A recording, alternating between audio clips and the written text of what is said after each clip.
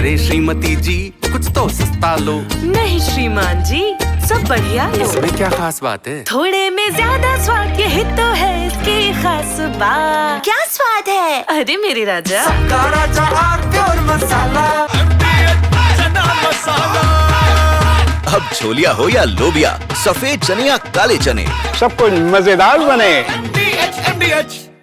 फिनिस्टा windows, beautiful and durable designs, installation से maintenance की life long customer service. आपके घर में फिनिस्टा नहीं है तो कॉल कीजिए। फाइनर फिनिस्टा।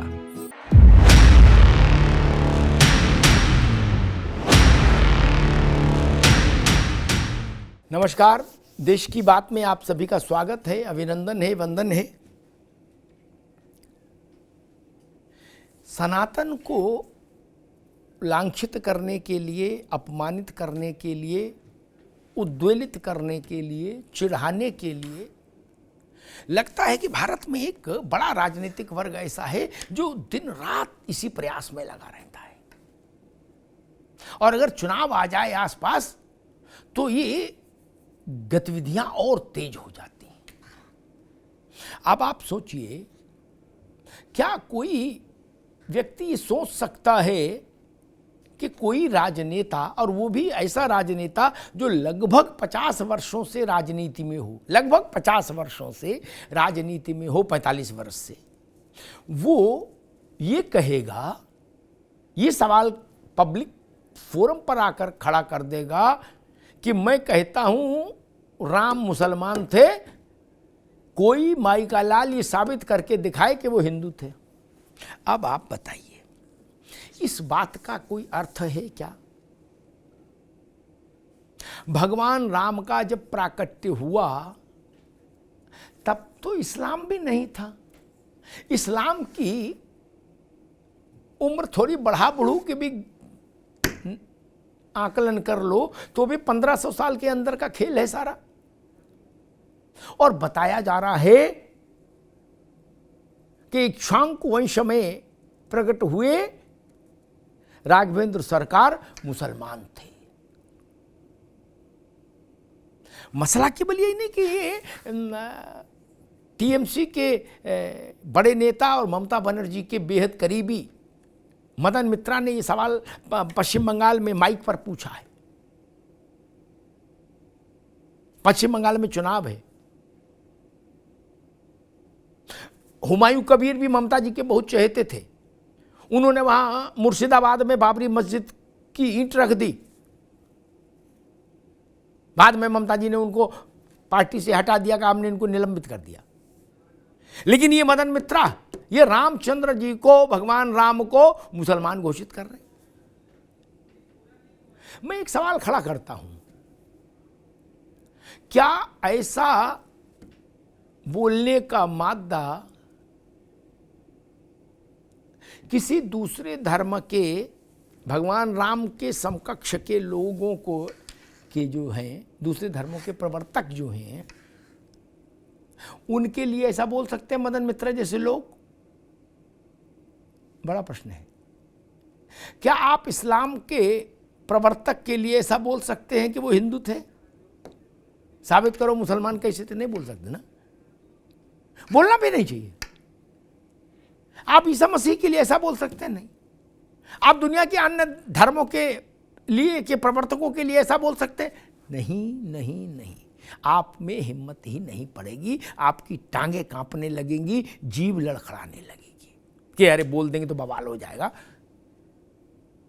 जान बचाना मुश्किल हो जाएगा। फिर आपको ऐसा क्यों लगता है कि सनातन पर कुछ भी बोलकर निकल जाएंगे? क्यों लगता है?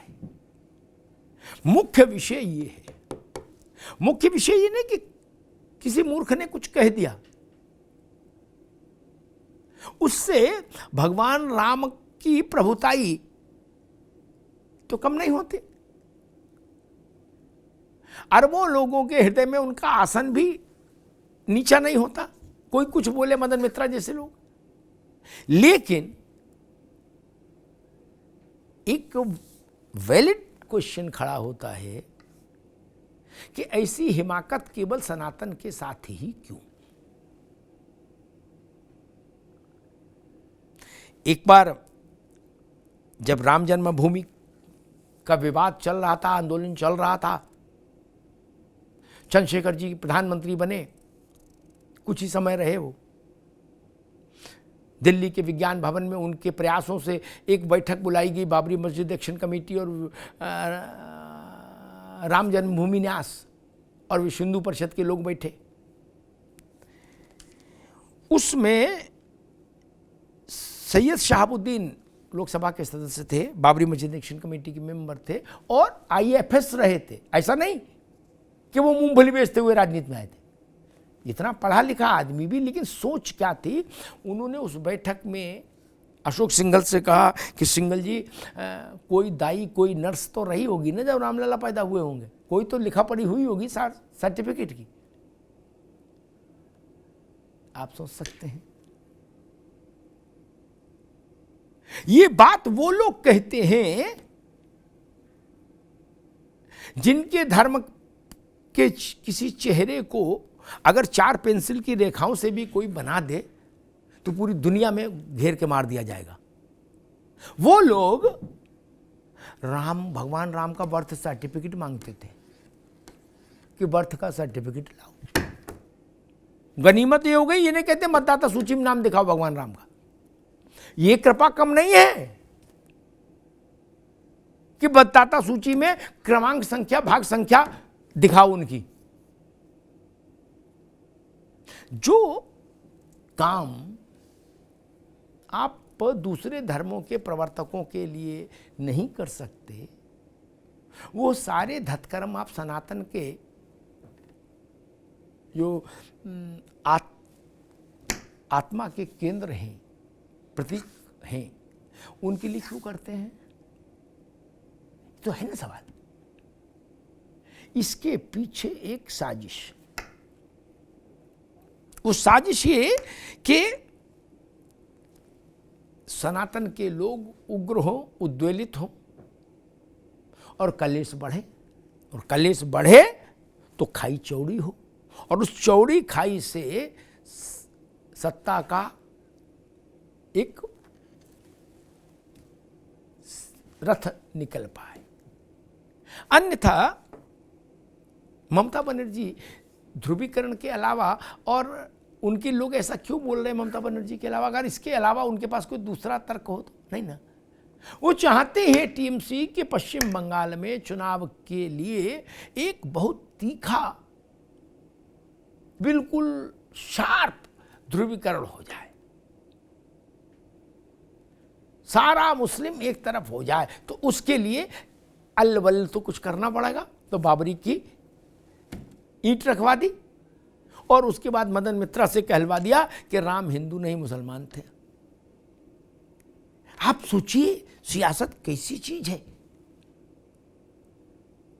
भगवान राम भारतीय जनता पार्टी के प्राइमरी मेंबर नहीं, वो राज्यसभा लोकसभा का चुनाव भी नहीं लड़े भाजपा से कभी।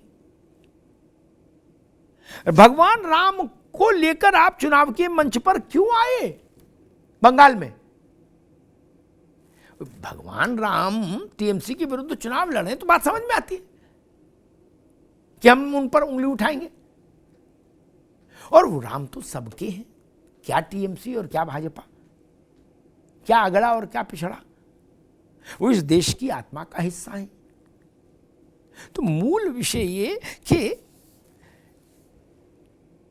सियासत शार्प पोलराइजेशन चाहती है, और उसी के कारण हमेशा से भारत जब से आजाद हुआ हिंदुत्व को, सनातन को चिढ़ाने की कोशिशें होती रही हैं। जितना हिंदुत्व को, सनातन को अंग्रेजों ने लांछित नहीं किया होगा, उतना तो हमारे आजादी के बाद राजनेताओं ने कर दिया।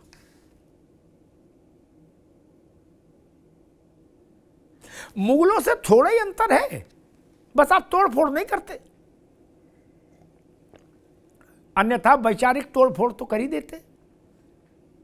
भवन नहीं टूटते अब, मंदिर नहीं लूटते अब, ठीक है, लेकिन राम हो, कृष्ण हो, महादेव हो, गीता हो, पुराण हो, स्मृतियां हो, वेद हो, उनको लांछित करने का तो एक ओलंपियाड चल ही रहा है भारत में। क्यों? और कई बार इस ढंग के काम के लिए हिंदू चेहरे ही चुने जाते हैं। राम पर सवाल उठाने का जिम्मा किसको दिया गया? हुमायूं कबीर को नहीं दिया गया, मदन मित्रा को दिया गया, जो हिंदू है। आप समझिए इसके पीछे का साजिश का, कॉन्स्पिरेसी का तत्व समझिए। हिंदू के मुंह से मंच पर, माइक पर कहलवाया जा रहा है कि मैं कहता हूं राम मुसलमान थे, कोई सिद्ध कर दे वो हिंदू थे, मुसलमान नहीं थे।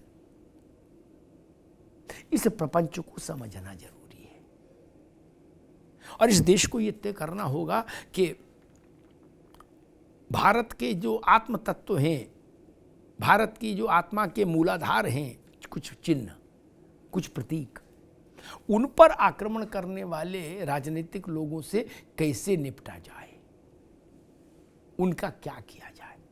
ये समय आ गया जब ये तय किया जाए। फिर चाहे मसला काशी का हो, अयोध्या का रहा हो, मथुरा का हो, भगवान राम का, कृष्ण का, महादेव का, किसी का हो। हमारे तीज, त्योहार, धर्मशास्त्र, परंपराएं, मर्यादाएं, सबका उपहास, और इतने गंदे ढंग से उपहास, और वो मंच पर माइक से। ये चिंतन का समय है, ये चिंता का समय है। धन्यवाद। थोड़े में ज्यादा स्वाद, यही तो है इसकी खास बात। वाओ मम्मा, क्या स्वाद है। अरे मेरे राजा, दादी के हाथों का जादू और खुशबू से महकता घर, माँ की मुस्कुराहट और खाने की सुगंध। MDH गरम मसाला, क्योंकि हर रिश्ता है स्वाद से जुड़ा। Finista windows, beautiful and durable designs, installation से मेंटेनेंस की लाइफ लॉन्ग कस्टमर सर्विस। आपके घर में फिनिस्टा नहीं है तो कॉल कीजिए। Fine Finer Finesta.